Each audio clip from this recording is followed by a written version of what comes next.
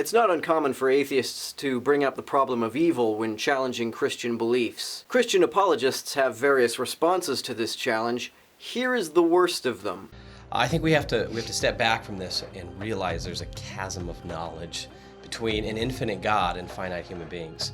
The chasm of knowledge response is really not a response at all. It simply tells us that the question of evil is one to which nobody has an answer and to which nobody owes us an answer. It doesn't explain why God allows suffering. It just tries to tell us that we shouldn't be holding God accountable for all the suffering in the world because, well, we're just too stupid to understand his justification for allowing it. This is an evasion of the problem of evil rather than a solution to it. And it is probably the weakest attempt at apologetics I know about.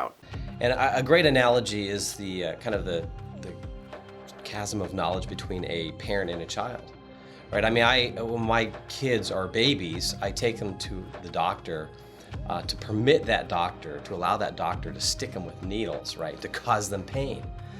And they have no clue why I'm doing this. They have no understanding of why I'm doing this. But I have, as a dad, morally sufficient reasons to take them to the doctor to cause them pain or to allow this pain into their life, ultimately for some greater good. The analogy referring to vaccinations is a poor one because vaccinations are invented and administered by fallible human beings. We subject children to vaccinations because we don't know of a better way of preventing some diseases than by subjecting children to the mild discomfort of getting a shot. We are not omnipotent or omniscient, and shots are the best idea we can come up with right now for preventing some diseases. Obviously, God can't use that excuse. If God is really omnipotent, then it would be perfectly reasonable to expect that he would be able to accomplish any benevolent goal he had in mind without allowing suffering. The idea that God has to allow suffering because God is unable to achieve what he wants to achieve without allowing it is a denial of God's omnipotence. In the same way, if there's a gulf between a 4-year-old and a parent, just think about the gulf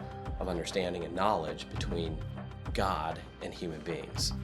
And so this is where we also have to trust. We have to trust in the character of God, that he has good reasons to allow and to permit suffering and evil in our lives. In other words, don't ask questions. You can't understand the answers, so you ought to just obey. The biggest problem that I have with this idea is that it can be used not just to justify the allowance of suffering, but also to justify the infliction of suffering. Why does God want us to mutilate our genitals? Never mind, you're too stupid to understand, just obey. Why does God demand human sacrifice? Never mind, you're too stupid to understand, just obey. It is because this can be used to excuse any command, no matter how nonsensical or repugnant, that we must never accept it as an answer.